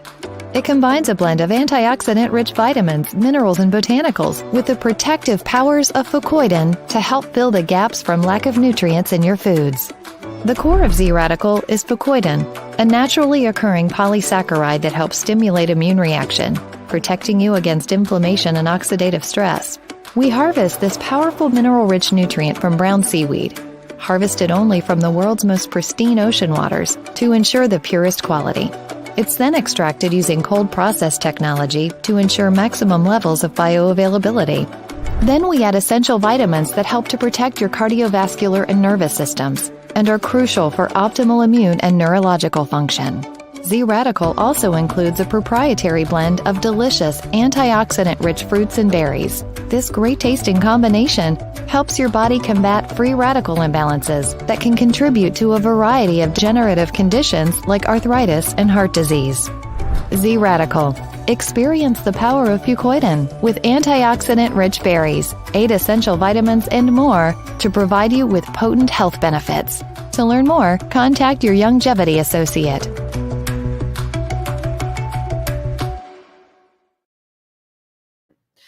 Welcome back to GPS, Global Paradigm Shift on Global 99.5 FM. Joined in the studio now with Shelley Lewis, who is our news person here at Global. And she brought to my attention yesterday something that I consider to be very concerning. And we agreed that we would talk about it, give a couple of minutes attention to it on the show today. And so, Shelley, I'm going to let you go ahead and tell our audience what's been happening right here under our nose. Yeah, well, good afternoon, Michelle, and good afternoon, Bahamas. And Michelle, thank you very much for having me. One of the issues that we've been focusing on in the news yesterday was the sex offenders law. Mm-hmm. And I had an opportunity to speak with the National Security Minister, the Honorable Wayne Munro, and he revealed some startling revelations that, the fact that we do, in fact, have a law on the books, and it's very active. And, this came in light of, I don't know if you were aware of a poster being circulated with an alleged sex offender who was released from prison on the 12th. Well, technically, he's not a sex offender because the law was passed before he was convicted. Right, exactly. So even though he was convicted for being a repeat rapist? Well, he is a sex offender, but he cannot be registered because the law was passed after his conviction. In 2017. Okay, so because he was not officially a part of the register, right, because of that technicality, he was released from prison, and nobody was told. Nobody was told, and I asked the minister, how is it that the public, considering we have a serial rapist, I'm going to call him a serial rapist because he did not deny that he acknowledged that yes, he is a serial rapist. Mm-hmm. How is it that he was released from prison? Isn't there anything that the public can know in advance of persons like him being released into society? Unfortunately, that's something that Parliament now has to address. So the reason why this has come up, because you may say, well, he's already done his time, so why should we be informed? Now, police are now searching for the same individual because there have been reports of rapes that he has been linked to, and they have launched a manhunt for him. And the thing is, the police released a photo saying it's an unknown suspect. The public did their own investigations involving some police officers, and they actually released a detailed account of this perpetrator. And now, yes, the police saying, yes, that is the same person, but, this is how they have to deal with things. Because of the fact that he's not on the register. Exactly. Unbelievable. So how long was it that this young man was allegedly committing rapes again before, because the police weren't even reporting some of these incidents? They were not. And it's amazing because right in the Prince Charles area, there's been a rape, and I live in that area. I lived in that right. area. You live in that area. Right. I know that area. There's been rape in different areas of New Providence. We just had a rape at the Edmund Moxie, which was not reported. And a lot of rapes are not reported. If you find that females perhaps are not reporting the rapes because they don't feel that they're getting justice in the law. And to hear this, that, sex offenders are not all reported or not recorded, it's startling because some of these cases go back, and like this man who has been released since April 12th. Today is April 26th? Mm-hmm. And we have had reported cases of rapes that he is being linked to. Wow. So you had an opportunity to speak to the Minister of National Security, and I know we were trying to pull up that clipping. Is it available? Okay, let's go to that clip. The difficulty, as I explained when we had the issue with it, is it was brought into force in 2017. So it relates to people who were convicted after 2017. So if you were convicted before 2017, it doesn't apply to you. So that means that they could not legally put out the identity of this young man, even though it is now suspected that he is committing Those serial rapes rapes again. Yes, yes. So we don't know who's in our neighbor, who's living among us, who's, it's sad because we have no identity. And the thing is, with social media, you find that, and the police is saying to us, do not become vigilantes, do not become responsible for justice. But when it comes to situations as such, the public is now taking matters into their own hands. And they have actually put together a portrait of this man. They put together identification, the time that he was convicted, the offenses, and everything else. And it's in circulation. It went viral over the weekend, and a lot of people had something to say about it. A lot of people were not even aware that the law legally we cannot post any information regarding him because he was convicted prior to 2017 And served his time. So what is the way forward as it relates to protecting the public from this kind of thing Well, happening these again? are some of the questions. We have press briefing at the Office of the Prime Minister every Thursday. We had cabinet briefing this morning, but that was based on what we're now dealing with an uptick in COVID. But now these are some of the questions I would personally like to put to the relevant minister in terms of asking what is the way forward? How can the average Bahamian, how can the average woman and child protect themselves against such perpetrators or such convicts who have perhaps been to prison prior to 2017, but are now still out there and committing such crimes? Allegedly, yes. Wow, this is serious, Shelley. The most startling thing to me is that because of this technicality, you want to call it, yes, you had an unsuspecting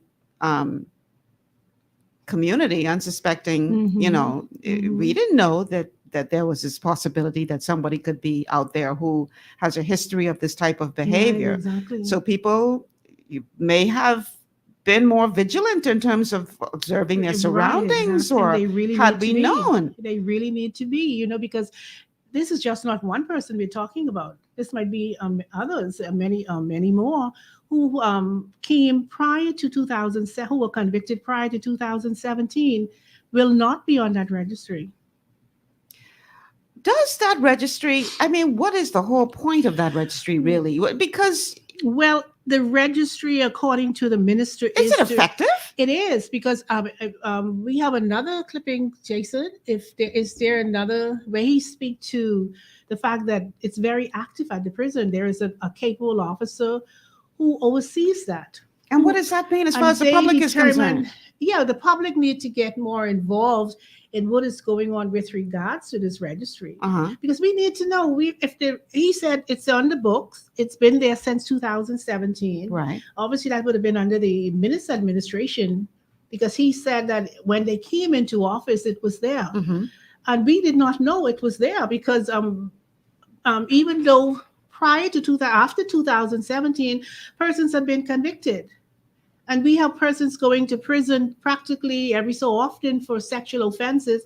But how effective is that registry? Okay, I understand we have the other clip available. Let's take that clip. But there is in place an administrator at BDOT who runs the sexual offenders registry. She is hired, she is on premises. There's a dedicated building in BDOT for it. Okay, is that a caller for the show? Yes, no? Okay, we have a call on the show. Caller, welcome to GPS. Hello, caller. Hello, good day. How you doing? Excellent, how are you? You and your guest, very interesting show.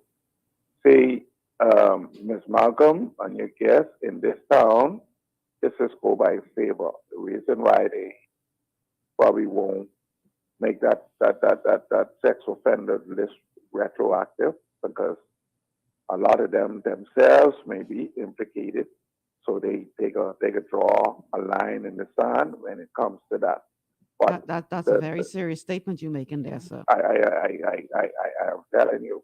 But what your guests and those must do, because even if they had made it retroactive, they probably wouldn't have mentioned the fact that that fellow was coming out of prison. You understand me? That's how slack the society is. What your guest has to do, Ms. Malcolm, it is education, education, education. Once they find out that something like that is happening, they got to go around, gather themselves together and educate each other on how to maneuver and stay around situations like that. Thanks for taking my call. All right. Thank you so much for calling. Wow. I don't know if it's your responsibility to educate because you're just reporting the news as it happens. Well, Michelle, the amazing thing is that I'm a member of the National Neighborhood Watch Council. And it's Okay. about 162 associations throughout the country, which includes some of the Family Islands. And what we try to do, and what we do, and we circulate information within these groups. Mhm. We're part of a national group, and we try to circulate everything coming out of the police department. And what comes out through our neighborhood, we try to circulate it within those groups. So we inform the residents in our neighborhoods exactly what's going on. And it's been very successful. We have another caller. Caller, welcome to GPS. Yeah, I know time going. Sorry, Michelle. That's Shelley Lewis? Yeah. Shelley. Hi. Miss Lewis. Yes. Yeah, listen, nice hearing your voice on the radio. I always listen to your news thing. I'm on the station. Thank you. I listened to the news yesterday. They called one Ferguson name. I ain't got to call no last name. They called the name of a young lady who was charged for shooting somebody. They say for murder, right? They remand her, send her to Foxhill prison. Then I listened to the news today. I hear I could be wrong. Sound like a female. They say she was driving a car, killed somebody. They call her for all the things She she was charged charged with vehicular manslaughter. Get to the point, though, because we got like only a yeah. minute left. The point is that they call her for all kind of charges. What she get charged with the hitting the person, right? But the murder scene, what was charged, the person going to jail with the same. I don't know if it's same sex of woman kill a woman. They ain't mentioned that she get charged with a gun and all that. Then these women must be fighting for women rights and domestic violence and all of that. I haven't heard them making noise like when Heavenly get killed from that young man. Because a death is a death. If a woman get killed, it doesn't matter who kill a woman or a man. There should be an uprising. And I didn't hear an uproar on that. Okay. All right. Thank you so much for calling. We out of time. Wow, Shelley, keep us up to date on most this. certainly, we, like I mentioned, we will be putting that question to press briefing on Thursday. All right. We'll definitely listen out to hear what comes out of that. Thank you so much for updating us. And thanks for having me, Michelle. All right. That's my time, guys. It's a minute to 4, so I got to get out of here. Thank you so much. Tomorrow's Wellness Wednesday, so we're going to be talking about a matter of importance to your health. And I just may do a part 2 of what we started yesterday because there were a lot of clips from that town hall meeting that I did not get to play because of time constraints, and you need to know this information. So that may be the direction we go in. It's 4 o'clock. Got to get out of here. I'm Michelle Malcolm. Thanks so much. Have a good afternoon, everyone.